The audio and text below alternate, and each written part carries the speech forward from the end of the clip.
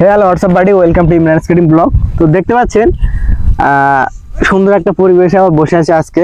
আর আজকের skating tutorial দেখা যাচ্ছে আপনাদের ভিডিওটা হবে পুরোটাই স্কেটিং রিলেটিভ, কিংবা যারা নতুন ভিডিওটা দেখছেন আমার স্কেটিং কিনতে চাচ্ছেন কিংবা স্কেটিং রিলেটিভ থাকতে চাচ্ছেন কিংবা স্কেটিং ভিডিওগুলো দেখতে চাচ্ছেন, তো সবার উদ্দেশ্যে আমার যে স্কেটিং ভিডিওগুলো সবার উদ্দেশ্যে হয়।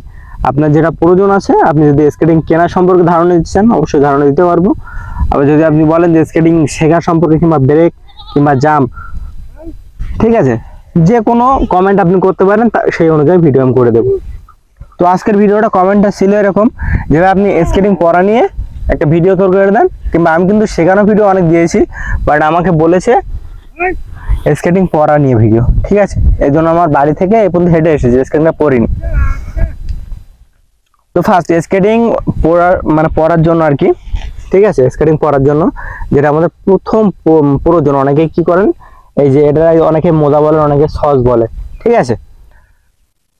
তো এটা প্রয়োজন স্কেটিং এ, কারণ আপনার যে স্কেটিংটা হয়, নতুন স্কেটিং হলে কি হয়, স্কেটিং এর ভিতরে নাট থাকে, অনেক জায়গায় প্লাস্টিক থাকে, যার কারণে পাটা ছিলে যায়। অনেক দেখবেন এখানে ছিলে যায়, এখানে ছিলে যায়, বুঝতে পেরেছেন। তো মোজাটা পরলে এগুলো অনেক সেফ হয়ে যায়।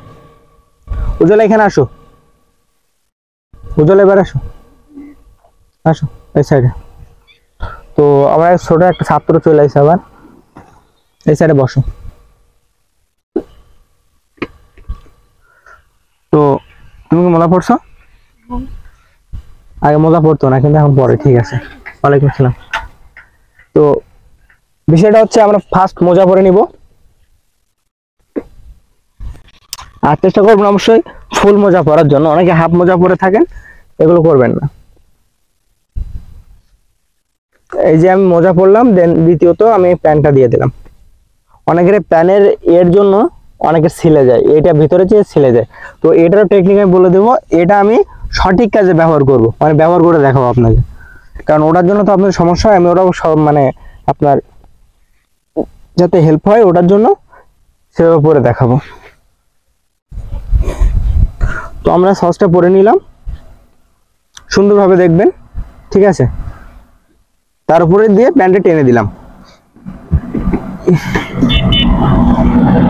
তো আমরা করবো কি, প্রথমে আমি দেখবো আমার জুতোর বেল্ট কিংবা হচ্ছে দড়িগুলো, এইসব জুতো যে এই বেল্ট নেই, লক নেই।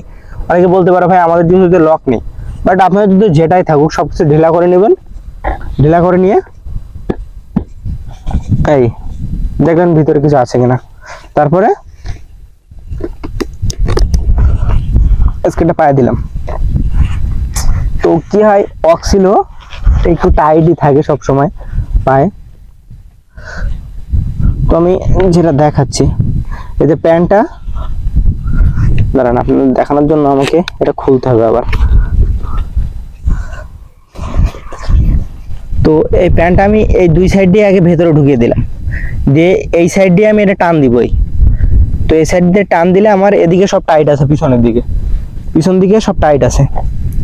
তো এটা আমি এটা ভাঁজ করে জাস্ট এই গোড়ায় হাত দিয়ে ভাঁজ করে এখানে রেখে দিব। ভাঁজ করে রেখে দিলাম। এখন এই প্যান্টটা আমার পায়ের সাথে প্রপারলি টাইট হয়ে আছে, বুঝতে পারছেন। এবার আমি লকটা লাগিয়ে দেব। এতে হয় কি, অনেকের স্কেটের দেখাই আপনাদেরকে, এখানে নড়ে, কিন্তু আমারটা নড়ছে না, কারণ আমার প্রায় 3 সুতোর মতো, মানে এতটা বাড়তি হয়ে গেছে, পাটা মোটা হয়ে গেছে এটার জন্য, যার কারণে পাটা নড়ছে না, দেখেছেন। তো এটাই হলো মানে আপনার উপকার। যদি ঢেলা থাকে তাহলে আপনার স্কেটিং চালাতে অসুবিধা হবে, দেখছেন আমার কিন্তু এখানে নড়ছে না খুব একটা, এখানে পাটা যতটা নড়ছে। তো দ্বিতীয় স্টেপ লক লাগাই নিলাম। আর অবশ্যই স্কেটিংটা পড়বেন, আপনার দাঁড়ায় পড়ার দরকার নাই। যদি আপনি ভালোভাবে পড়তে চান অবশ্যই বসে পড়বেন।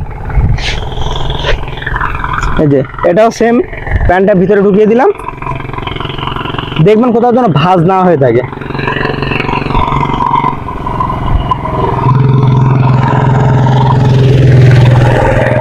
চল, তোমার স্কেটিং টাইট আছে, ওকে, উজ্জ্বল স্কেটিং টাইট আছে বলছে, এই জন্য আমি ওকে আর খোলালাম না। তারপরে এই লকটা লাগিয়ে দিলাম। তো প্রপারলি ফিটিং হয়ে গেছে, ঠিক আছে। তো দেখতে পাচ্ছেন এখন আমি উঠবো কিভাবে দেখাচ্ছে, এটা এখান থেকে আপনার ওঠা ভিডিও দিয়ে দিচ্ছি। উঠবো কিভাবে দেখে নিন। আমি যদি এইভাবে উঠতে যাই আমার একটু টান নিচের দিকে চলে যাবে, এভাবে ওঠা যাবে না, কারণ আবার এখানে আমার ডাউন আছে হিসেব করে। তো আমি যদি চেষ্টা করি, আমি এইভাবে হাত দিয়ে এই যে, কিন্তু আমি যদি দুইটা পায়ে ভর রাখি এরকম, তাহলে কিন্তু পড়বো না। হিসেবটা দেখে রাখবেন, বুঝতে পারেন। আমি কিন্তু এখন স্লোপে পা আছি, আমি যদি এই পাটা তুলি পড়ে যাবেন, ঠিক আছে। এই দেখতে হবে আপনার উঁচু নিচু সবসময়ের জন্য আমি বলি উঁচু নিচুটা খেয়াল করবেন। যদি অনেকে বলেন ঘাসে হাঁটলে পড়ে যায় না, মাটিতে হাঁটলে পড়ে যায় না, এই দেখেন আমি খেয়াল করছি, এখানে যদি আমি দাঁড়াই তারপরে আমি পড়ে যাব। এই যে যারা বলে ঘাসে কিংবা মাটিতে হাঁটলে পড়ে না, এটা সম্পূর্ণ ভুল ধারণা। যদি জায়গাটা খারাপ থাকে যেখানে সেখানে আপনি পড়বেন। এটা সাইডে রাখ।